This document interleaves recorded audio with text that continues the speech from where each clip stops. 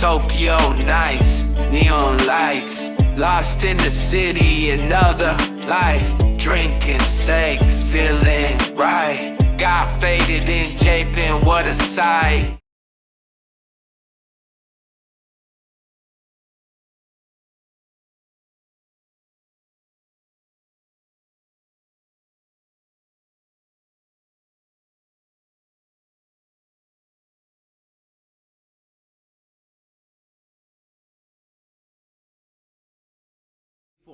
What's up, faders? Welcome to yet another action-packed episode of Got Faded Japan, and I am your host, Johnny. And as you fine folks know, Got Faded Japan is about 5 dudes, booze, Japan, and the news. And faders, I am so excited because in this episode, the news of this week is one of my favorite bands that's rocking the city of Tokyo right now, the Native Broadcast. The Native Broadcast is an incredible band that's been firing up the scene for quite a long time. They've got a lot of music videos. They're producing tons of music. They're performing everywhere. I think they're going to go on an epic tour soon, and these guys are absolutely spectacular. And I'm so happy to have them here on Got Faded Japan, episode number 736. And speaking of amazing bands, we also have the lead singer of one of my also favorite bands, Scott from Creepdown, here once again, fading with us on the show. Ladies and gentlemen, faders, hi kampai. Cheers. Cheers, guys. Thank you so much. You guys are epic. Okay, so before we move any further, I just want to say thank you very much for being on the show. And my first question is, what are your names and what instruments do you play? I know, Scott knows, but you faders out there don't know, but you're going to know now. So, Jay, you can go first. Jay, and I sing in the band. And depending on the show, I do a lot of other things, but I'm the singer. Awesome. I'm Domi. I'm playing on guitar. I'm Huge. I'm playing drums. That's right. That's Scott. He's not in the band, but he's an awesome dude too. I support them. They play with us a lot. Yeah, that's awesome. And speaking of performing, you guys are performing tomorrow. Where are you guys going to play tomorrow? Yeah, we are playing actually tomorrow in Shimokitazawa. Shimokita. Cream. It's been a while since we played there, so we're doing looking for Sadie G and Friends. I think it's the party's first year anniversary. Hell yeah. So they got a pretty cool lineup. Theo JP's gonna be there. Good friends of ours. 404 Ghost Pop. And I'm gonna butcher this. The Nowheres. Yeah, I love the Nowheres. Which we played with in Edowave, and their set was awesome, and we really love those guys too. So Shimokitazawa is traditionally a really great rocker town. There's so many great underground clubs and bars that play music and stuff, and there's a lot of DJ bars where they have a whole wall of rock and roll records from the 1950s all the way to the current day, where they just pull out records and they play records all night long and stuff as you're drinking. Yeah, the record culture there is crazy. If you want to start collecting and live near Shimokita, it's a great hub. You can find everything. Disc unions there. You got so much stuff. Yeah, what's interesting is Shimokitazawa Cream is actually a DJ bar, to be honest. I mean, it is a live house, but it's also a DJ bar because it is just a bar, and you have 3 floors. So the basement floor is only for DJs. That's and right. The upper floor is for bands to play, which is pretty awesome. Yeah. Actually, it's 4th floor, I think. The 4th floor also there's a DJ bar there too.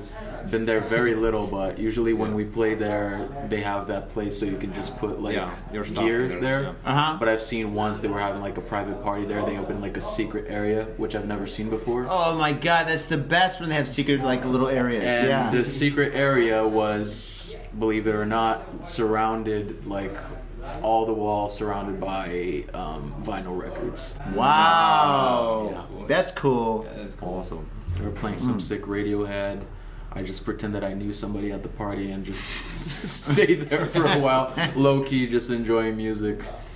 That's a pretty cool place to go. Yeah, very nice place. Yeah, that's the best way to enjoy any kind of a really cool bar. It's just kind of be low key and just enjoy the music and stuff. maybe chat with a couple of people and stuff. Then That's you great. know people. Yeah. Pretend you know somebody. Do it every day. Pretend you are somebody. I don't know. Okay, so you guys are in the band, The Native Broadcast, and my first question for you guys is, how did this all start? You guys have been around for a long time. And you guys have been doing a lot. Actually, to be honest, you guys are quite prolific. You guys have been producing tons of music videos. You guys are always getting out there, always pushing the envelope, pushing like the whole level of like your music and stuff, getting your name out there. Like, how did this whole like ball of madness start? Yeah, weird enough, a lot of bands, a lot of bars, a lot of live houses, they shut down during like COVID. So that was ironically like the opening for the Native Broadcast to come into existence, because everyone was kind of like doing a lot of different things. And like around 2020 when it really hit, like everyone was like really at home. I had some time to like entertain different things that I wasn't finding time to do before: painting, writing novels and stuff, and trying different approaches to music. I wrote a lot of stuff, and after a couple of months I just looked at a lot of content that I built up, and then I started seeing some connections, and I was like, maybe this would be interesting to present in a band format. And then, you know, when things started kind of like cooling down with COVID, I rang up Domi. He's like my go-to guy, because since I got in Japan, you know, we've been doing stuff together. Yeah. Like, it's crazy. We met online On Skype before coming to Japan. You guys been on Skype? Yeah, I think it was, Was it on Skype? I think Who it was meets on Skype. Skype? It was like 2016 or something. Yeah. So it's the weirdest thing. It was that kind of thing of like, we didn't meet like planning to go to Japan. It's like, hey, let's do maybe something online, like collaborate us and do something online. I'm thinking about moving to Japan next year. He's like, me too. Yeah. Okay, we're in Japan, and then, you know, Yeah. same place, same timing. How did that come about when you guys meet? Actually, initially there was one more Polish guy, like, who was like actually meeting us up kind of on Skype back then, because we were Yeah. planning to do something together, three of us, and that was the initial project we had in And you never met 2017. before? No, I only met with Not- the another Polish guy, but didn't I never met. with- haven't I met with- ever before. So when we kind of met for the first time in Japan, we started something different, which we were playing now. Actually, we started a different band with different concept. It was pretty cool, actually. It was more on the heavy side, and I played bass on that time. You play bass? Yeah, I played bass, and the other guy played the guitar, and we had another drummer back then. He was also Japanese, so now we also have Yuki. Got of the Yuki! only Japan. Yeah, Yuki. Yeah, so Yuki is the only Japanese cover band now. Representing Japan. Yeah. And it was a fun time, but the issue was that the other Polish guy, he kind of had some visa issues among other issues. Yeah. and we had to split up, and from this time, I mean, it took some time, because we had different projects. Yeah. We actually played together in one other band. We kept every now and then kind of like coming back and then doing something, Yeah. and then that thing disbanded, but Yeah. we were always kind of like keeping in touch. This time it was kind of like something like I rang him up, and then I said like, look, this is kind of like, I'm not even sure this is gonna be like a band, or if I'm gonna like get an art installation and just present this as like an art show or something like that, but there will be music involved. We're not sure what this is gonna be really, but are you interested in doing something weird? And then you know, I went. You had me at weird. I went to his Weird is Jay invited me home just to work on. To show me some stuff, some things which inspired him to make this music. What is the concept? Because the previous one was pretty like it was pretty good, but very straightforward rock music. And this time it was more like, how do you say, maybe kind of refined in terms of music. So I was like, wow, this is interesting. This might actually be something which could, I don't know, really pave a new way for us, and maybe achieve something in music actually together. So I was very into this project from the get-go. And also the other thing is that the timing was good. As Jay mentioned before, it's like just after the COVID, I played before in a visual kei band, and it just kind of how do you say? It just broke up because of the COVID. So I was like, COVID killed all. Yeah. So I didn't have any new projects actually at the time, and was like, yeah, this sounds interesting. However, it gave birth to native broadcast in a way, That's awesome. Yeah.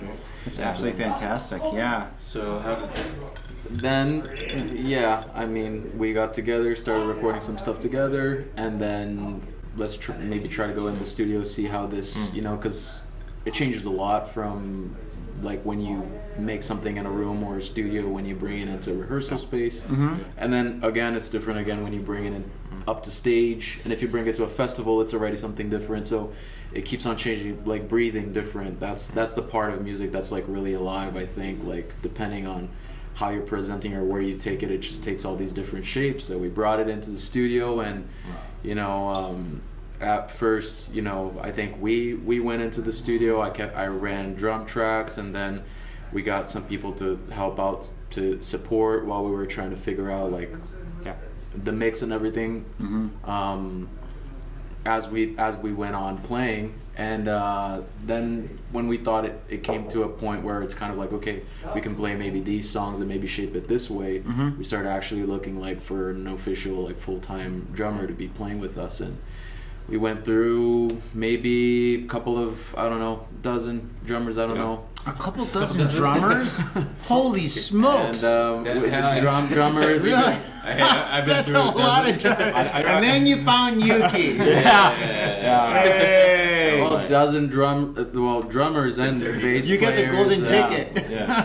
Well, nobody was as prepared as this guy. Really? Wow. Cool. He came in and just off the bat, he just like 5 songs, Yeah, I remember even now, because we had this one, we still have a song called Amalgam, which is a very short song, but it's super complicated in terms of the rhythm.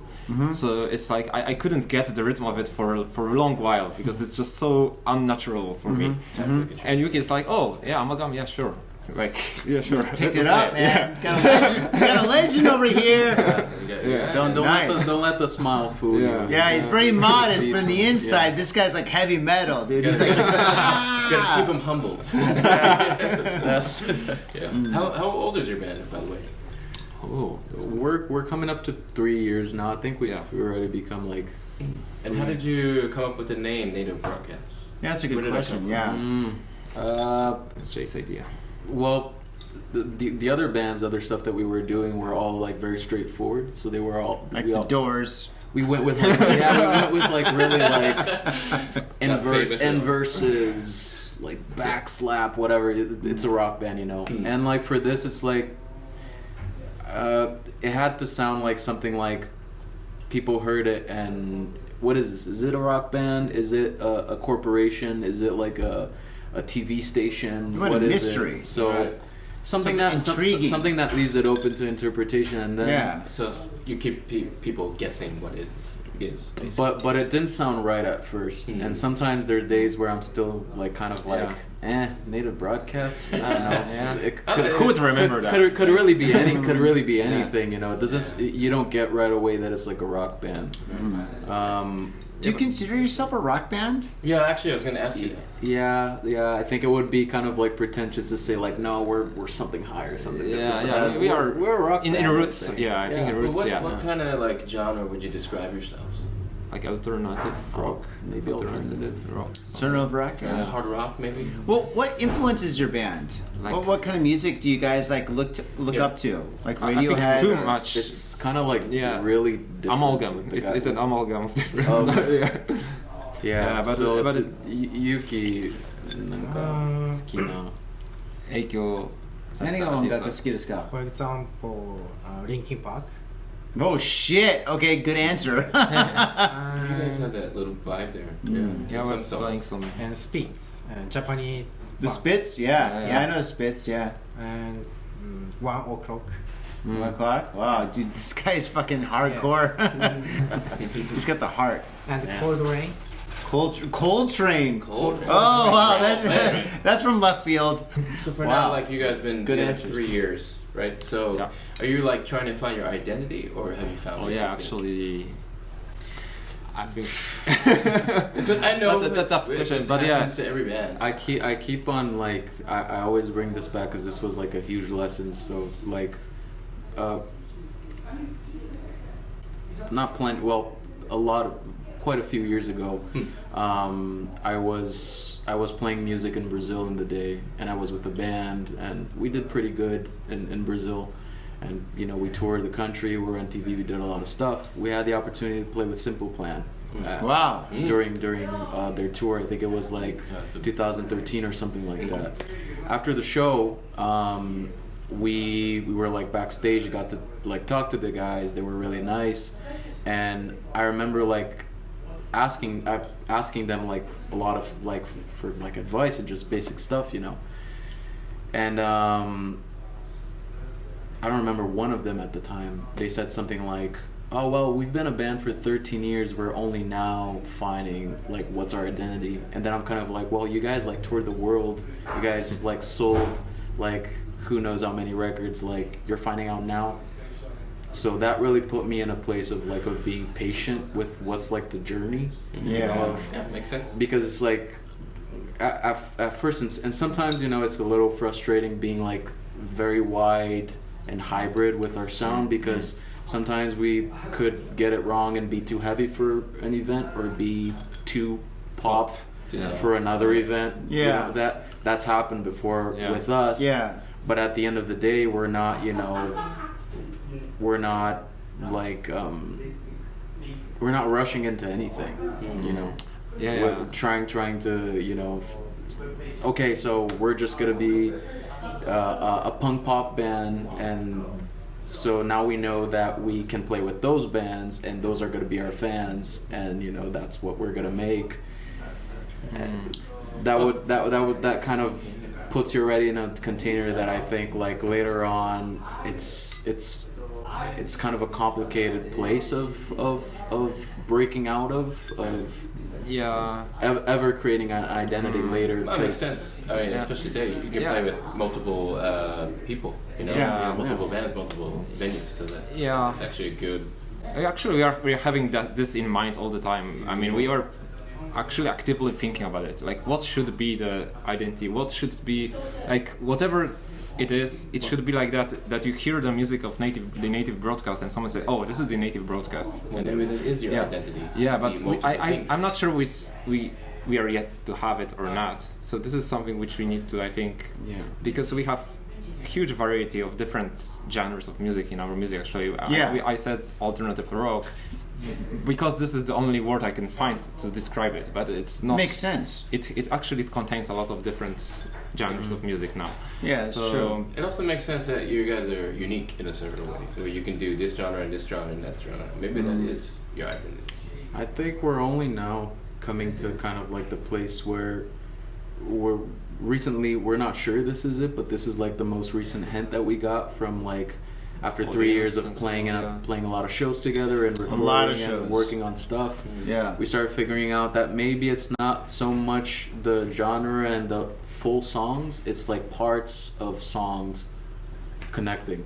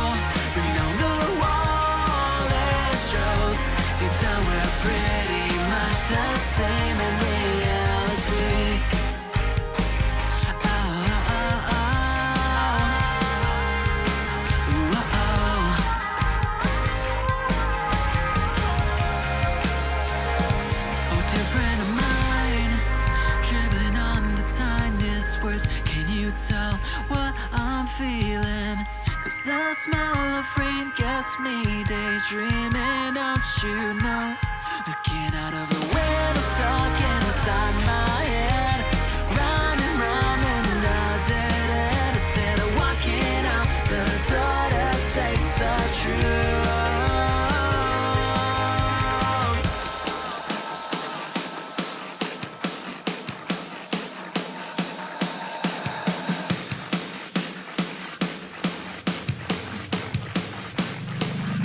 Will somebody say it first?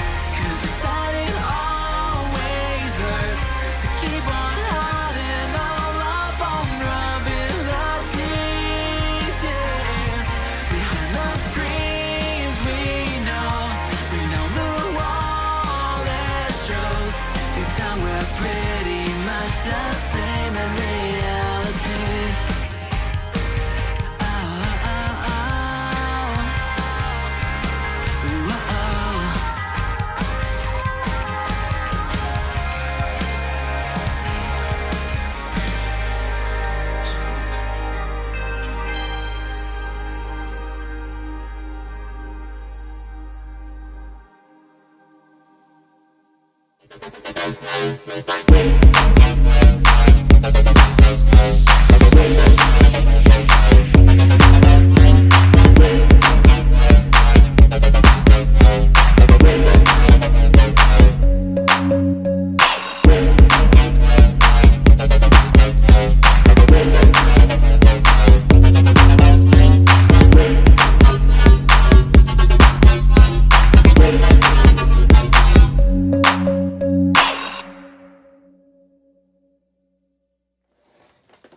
Whoa!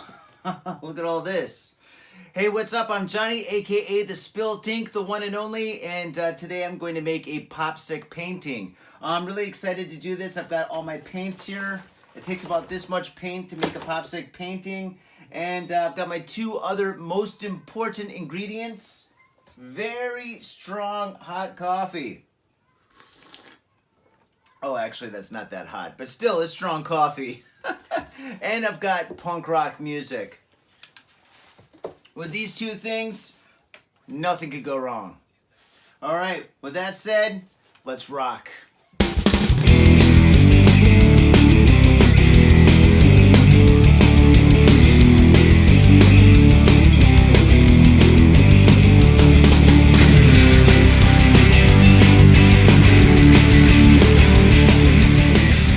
But I think at least we are trying to kind of always think like how should it look like and what is the concept behind the song, and also how can we link some songs together, because as Jay mentioned before, some songs are very hard to link in terms of the music itself, but we still try to find something to link in, if not in the music, then in the video.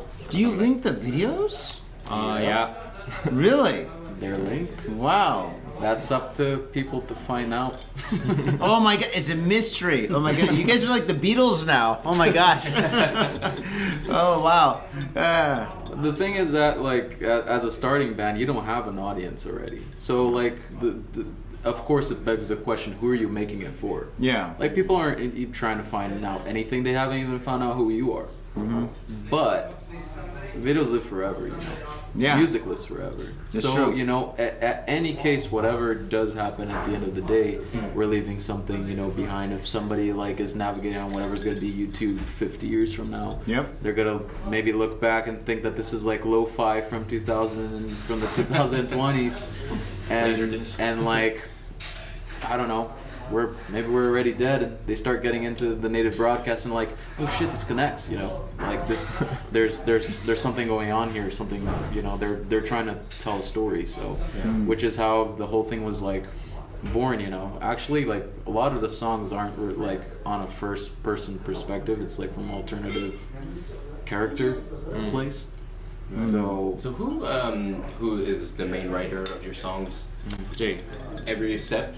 Or until lyrically, melody, yeah, instrumental. Within the studio finished version, because the really important point for the native broadcast is live and studio are two different entities. Wow. So we let music is alive. We let it breathe, like I was saying earlier, depending on where it is.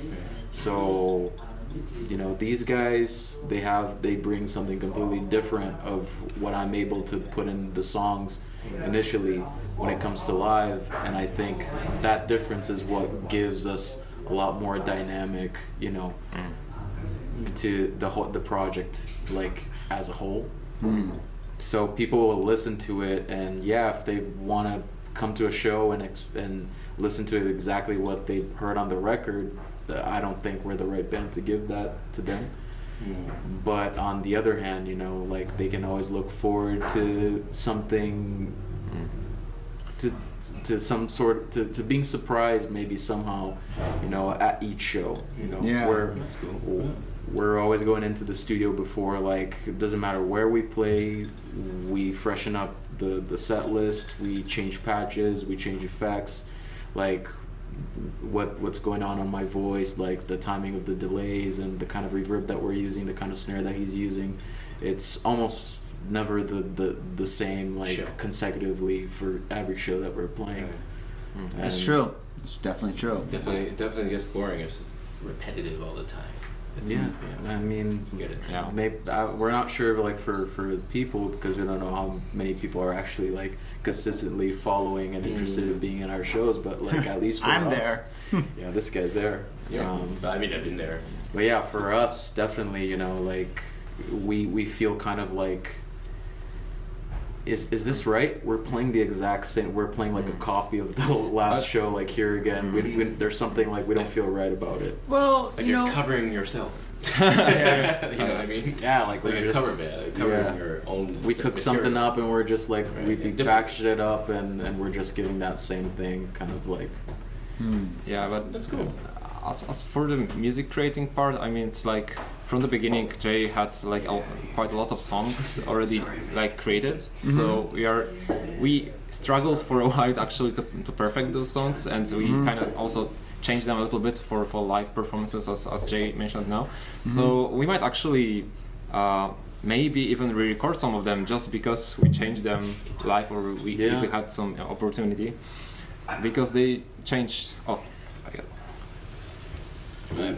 This is you. Just kidding. We can edit this out. once again, Gamuso, thank you very much for sponsoring this episode of Got Faded Japan. Come here. Thank you, man. Yes, Pee Thank you, Wee, guys. thank you. Thank This is you. Gamuso. I kanpai to Gamuso. Shit, we got drink. We just got fully loaded with drinks. Who hasn't got a drink? Oh my gosh, that's awesome.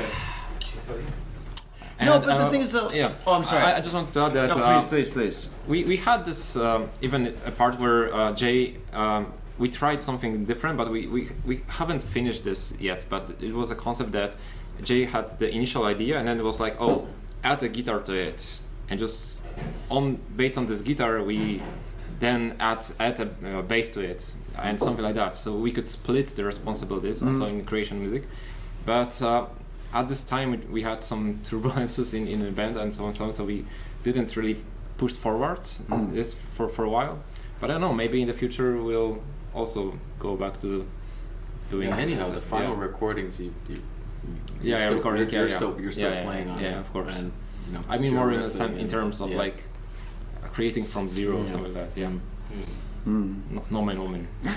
Just as a fun question, have you ever had like an incident in the crowd, or like when you guys were playing, like a problem with somebody? Fist fight. I guess Fist the fight show. while you guys were playing, like Or something knob.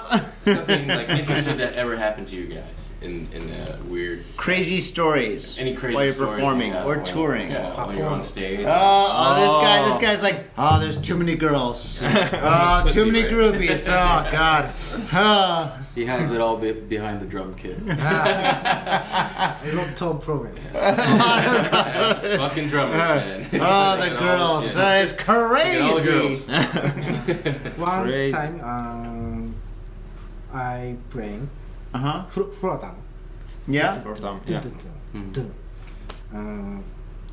Leg was broke. Your leg got broken. Oh my goodness. Floor towns Yeah. broke. The beat, the drum beat leg thing got broken. Not your leg got broken. Yeah. Okay. I was playing drums so hard I broke my leg. No, you have to say you broke your leg. That's the story that they're That's the looking story for. they want that we want to hear. You broke your leg. He's also in the band Slayer. So no crazy stories from. I mean, crazy stories. I mean, we had, like maybe any band, we had a lot of technical difficulties, which is not really crazy, but we had a tour which was pretty weird because we were invited to a tour which was like every day on this tour was so different in terms of bands being playing that we kind of didn't fit anywhere. To be honest, it's like Bob Dylan, then you guys, and then then ABBA, and then Mayhem, like and it's like exactly what I'm saying, right? Yeah. So we played. You know Mayhem, right? Yeah. Black metal. Yeah. So basically, we played the first show. I think it was at Tachikawa Babel, which was like a metal venue. Yeah. It's a big metal venue. It's huge. It was very hard to fit in there because all the bands were like metalcore and stuff, and then we played with Warblers, which is very like kind of a lot. Yeah. But surprisingly though, like we got a lot of love from the bands. Like that's like a big misconception that people have about like metal community and then like mostly on like the hardcore because if you go to like the more traditionalist kind of like rock center, then you might run into some problems there. We'll get there. Yeah. But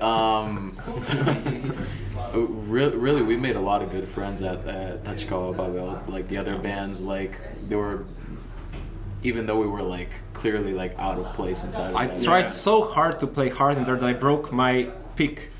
In half. Broke your pick. I broke my pick in half. Well, I was like, let's play zero like as hard as I can. I've heard of bass players breaking their fingers, but I've never heard of anybody breaking a pick before. Well, yeah, I broke a pick. That was the only time in my life that I've I broke heard people my pick. breaking their teeth playing the guitar, but never a I pick. should try that. I should try that next time. No, don't do that. Your dentist is going to kill you, and it's very expensive, trust me. Oh, yeah. Wow. Yeah, so yeah, I guess it was crazy kind of. But I'll tell you what, man. So no, like women showing their boobs or. We are not Motley Crue. Would be nice. Yeah, it's not the '80s anymore. But I'll be honest, man. The nicest people that I've ever met in my whole life have been like heavy metal guys. Like all the heavy metal like venues that I've been to and the heavy metal shows that I've been to. They're always the nicest people. Like when I saw Anvil, I've seen Anvil twice in Japan, right? Twice. And all these heavy metal guys with like jean jackets and old school leather jackets or whatever, and they're all these big guys, whatever, with spikes on them. They're always like, would you like to walk in front of me in line? I'm still thinking of which beer I should get. You know, you're cutting in front. And they're so nice. They're so friendly. Heavy metal guys are the nicest guys. So I guess we met an exception, but it wasn't from the heavy metal side though. It was from the real black metal. Oh, black metal guys are basically dicks. That makes sense. Thanks for putting that out. Okay, now you can tell the story. No offense. To all for everybody that's listening to us and watching us from Norway, we apologize. Okay. Yeah, we'll put fire on some church later just to make up for it. So sorry. Basically, here we go. Here we go, Yuki. Where was it? Sangenjaya, Heaven's Door. Well, whatever. Oh, So this place is pretty old. It's like I think it's 35 years now. Or It's in the 80s. It was 89? 1990s. Early Is it 90s. 89? They started in 1990. 1990. Okay, it's old, very old. So basically, the issue of the place, if I could say so, is that they don't kind of take into consideration like what kind of group of bands is playing in the venue. Mm-hmm. Oh, and I know. In the same venue, you could have a comic band with two people like half naked, Like trying to have like some comedy act. Yeah. And two black metal bands in a row. Yeah. And then you had to follow that. And you have to follow that. Yeah. And I was like, okay, with this venue, I couldn't, even in my wildest imaginations think that, those guys would be so, how do you say, like back in the 90s black metal shit kind of thinking. So basically, you are true or not true. You remember, like in 90s, if you I were like remember the metalheads, 90s. Yes. you had to be true metal. I think it's. Oh just- yeah. If you're I think metal, it's you're just fucking really funny 100%. that Yeah. It really broke out off of, you know, us being on stage and seeing the situation, like how random like the lineup was. Kind of like my events. So Sometimes. Domi and I go on like a streak of like doing like some crowd work, like talking to everybody and trying Hey, to, like, where are you from? Hell, hey, I know Satan. I'm sorry. Yeah, I mean, Hey, Gene Simmons. I'm sorry to interrupt you. And but then still, sorry. what we're trying to do is kind of like, you know, wow, you know, this is actually great. We have a lot of diversity. Yeah. You know, like we are the world. We are the children. You know. Yeah. So he was like, I said too much. Maybe. I even used to like black metal when I was younger, something like that. Oh yeah. You know, I like black metal when I was 9. I was like, I mean, boo. I didn't say that I was like I grew up from it or something like that. I would say like I liked. He said it in a really respectful way. Yeah. But Yeah. But we thought we were saying like, hey, you know, maybe we're not so different after all. Yeah. They disagreed.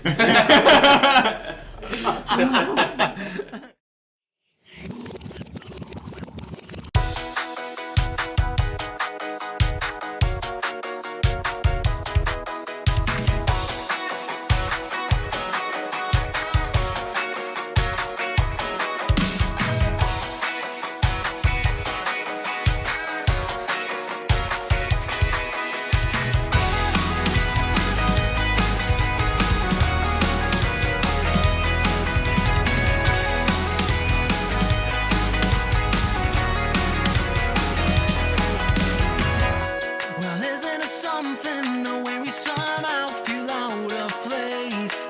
Should I really be here? What's the point? So many questions haunting me. But every step by step, looking over what I've done at that time, what else could I really done? It's so much easier to figure you beat much better another way. What if what I should have done is such a waste of time to blame someone you weren't anymore? So turn it all around. We can't see, but we can choose. Try change, win or lose. Time is all we got. Get hungry now.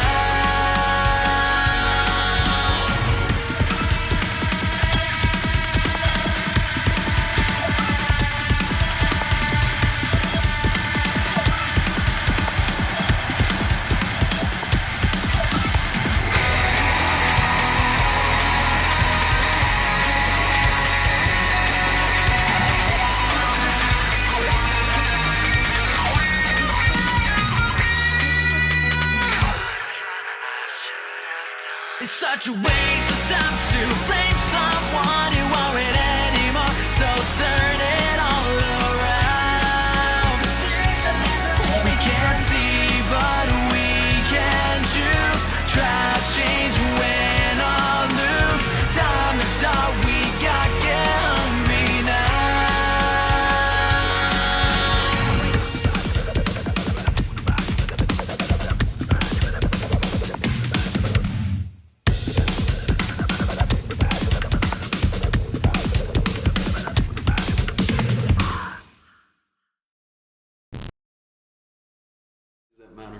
So, what do you guys think of the music scene as a whole in Japan? In your It's perspective? diverse. It's very diverse, I think. Yeah, and also it's funny that it's kind of also it's like Tokyo, because Tokyo is really recognized. Like, for example, you go to Shimokitazawa, you go to Kichijoji, you go to Shibuya.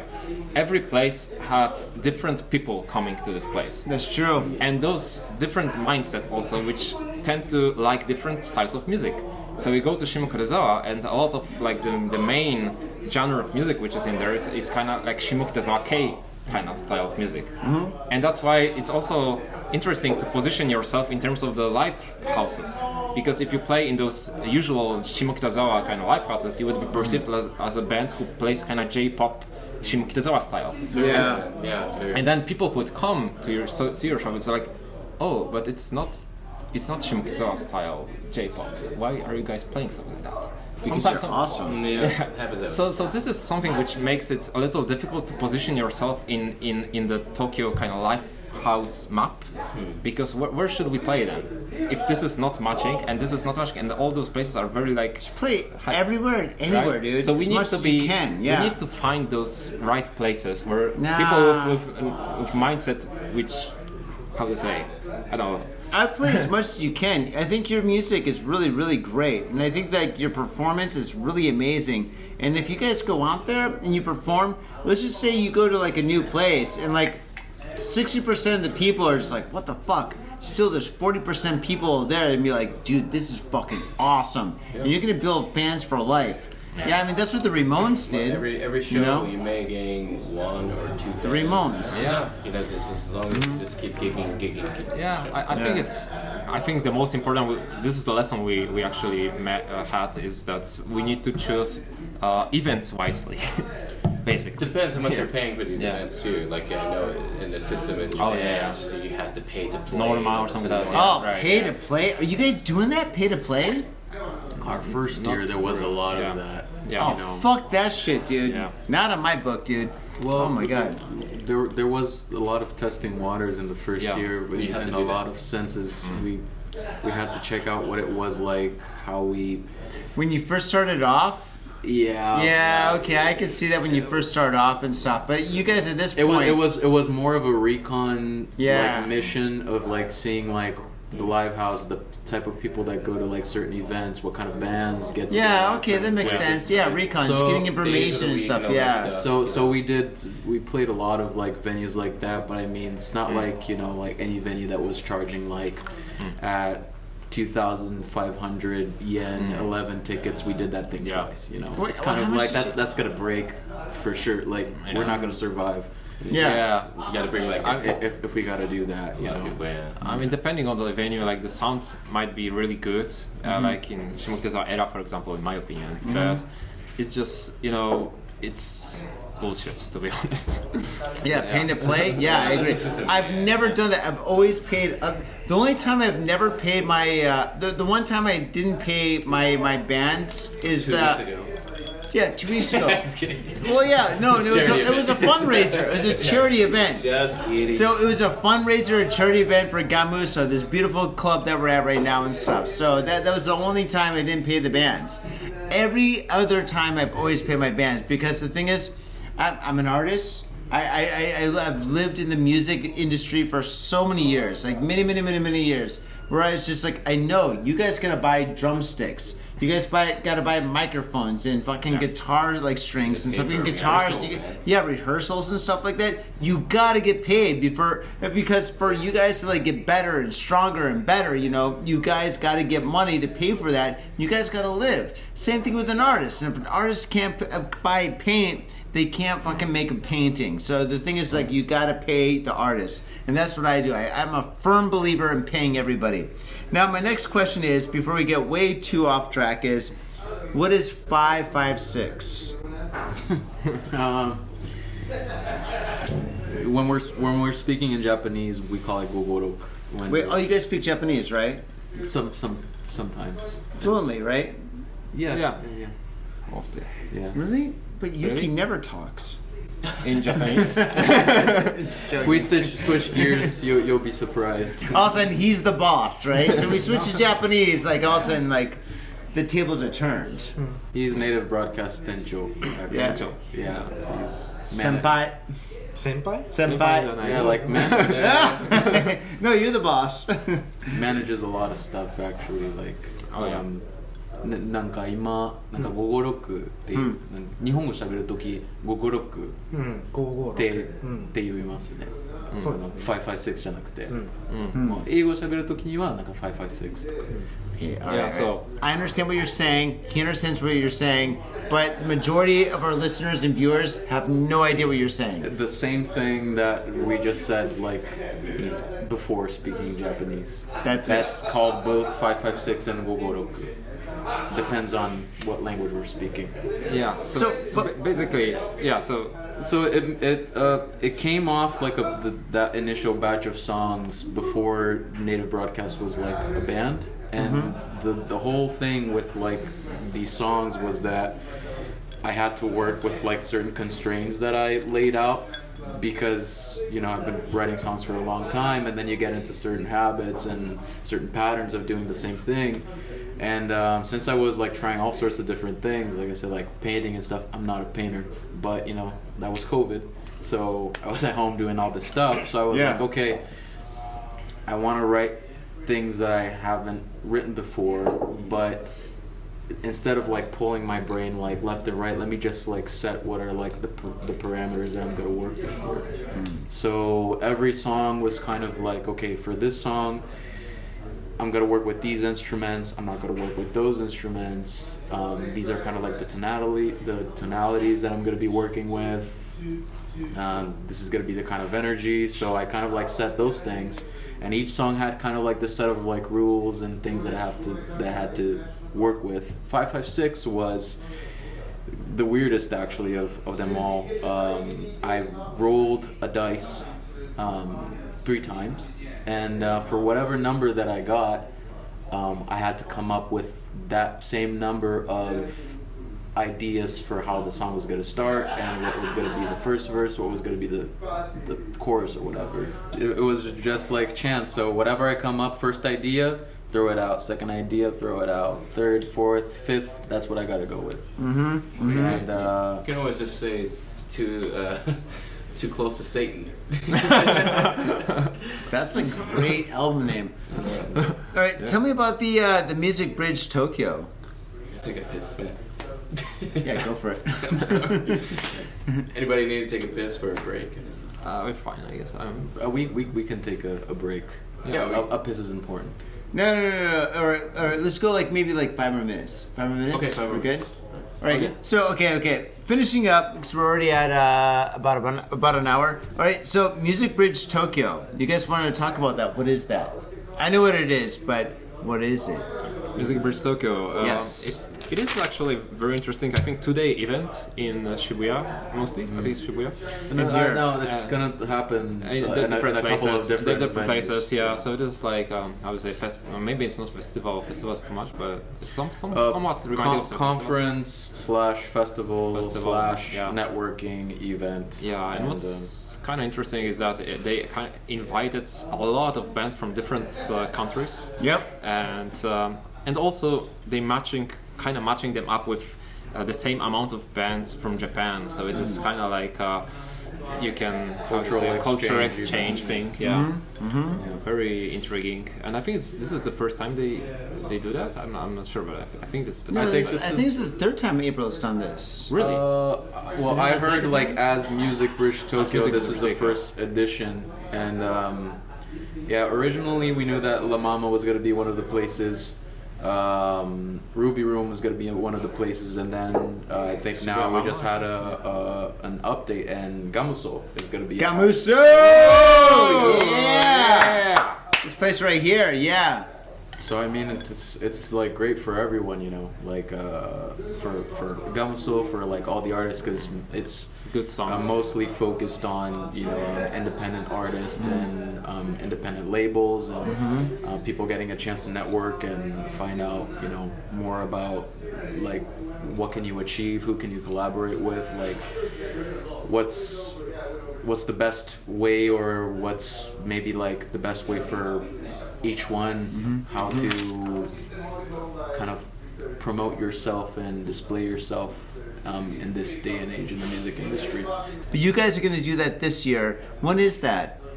April 12th and 13th. April 12th and 13th. Go to the show notes to get all the information. Okay, so you can buy at E Plus Tokyo, E Plus website. You can buy tickets already for it. Holy smokes, that's awesome. All right, cool. Yeah. Go in the show notes. It's all there. You guys, thank you so much for being on Get Faded Japan. We all have to get another drink. We got to go back to the bar and stuff. And I just want to say thank you so much for being on the show tonight. You guys are absolutely spectacular. And the energy that you guys bring to every single show is absolutely amazing. It's awesome. It's really awesome. I mean, dude, this guy right here, He's all over. This guy does backflips, all right, on the stage. This guy's like Fleet. He's like Fleet that has 6 strings instead of 4. This guy's amazing. Sometimes comes naked too.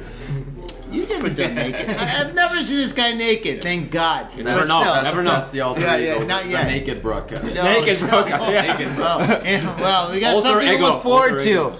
But this band is absolutely spectacular. All their information is going to be in the show notes. Follow these guys, learn about these guys. The music videos, we didn't even talk about your music videos a little bit. I want to talk more. That's going to be for another episode. But these guys are absolutely spectacular. And I also want to thank, before we finish this episode, Gamuso! Hey, can you get your ass over here? Gamuso! Yes, we're here at the amazing venue, Gamuso. Amazing.